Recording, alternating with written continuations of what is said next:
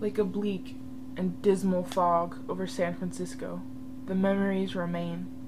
I may manage to forget them in some way, some form, but they will always be there, hanging over my heart. The sunshine burns them away, momentarily.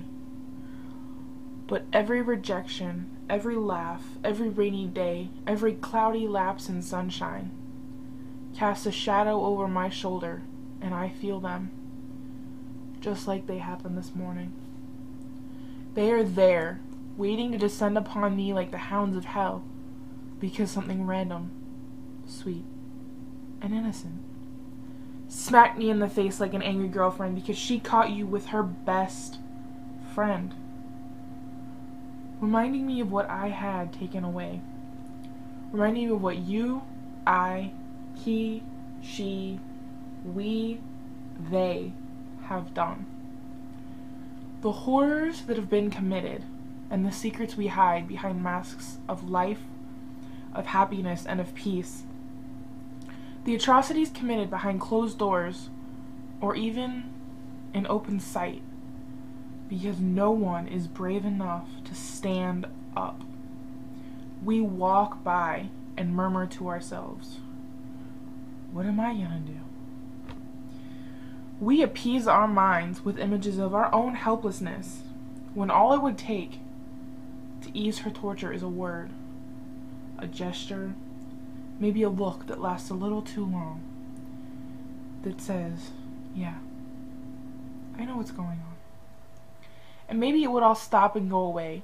Maybe one day the human race will grow a spine and stand up for those that are too afraid to stand up for themselves. We fight wars overseas over oil, religion, and politics, but we cannot see the wars being fought over people in our own country, our own states, our towns, our very homes. We are unable to see because we don't want to. We turn a blind eye and waltz on by. We read stories in the newspapers, and we shake our head and murmur, what a shame.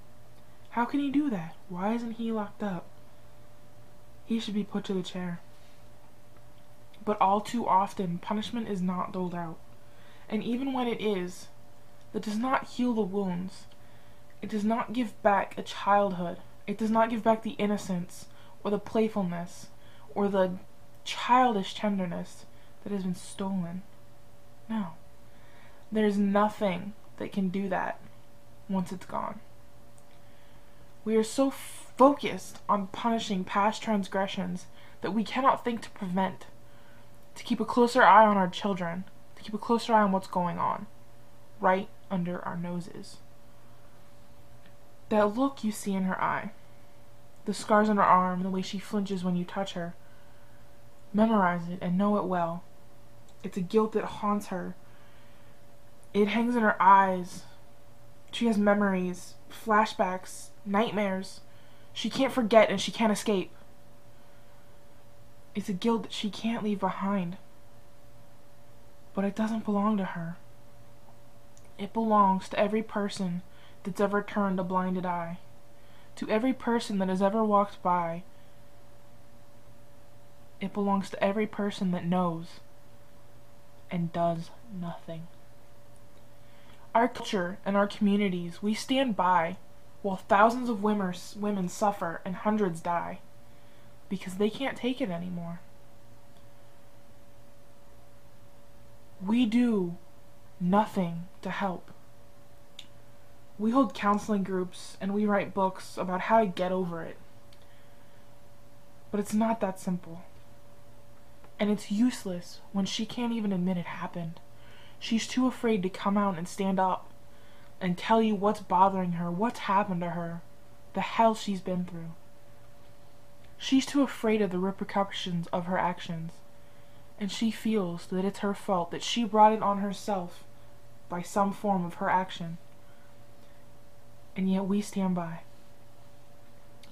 The truth is, every one of us is guilty of seeing something we know just isn't quite right and walking away.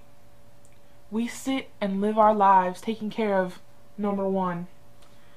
While around us float innocent souls and hollow shells that are forced to fake a daily facade of life, of happiness, and of peace.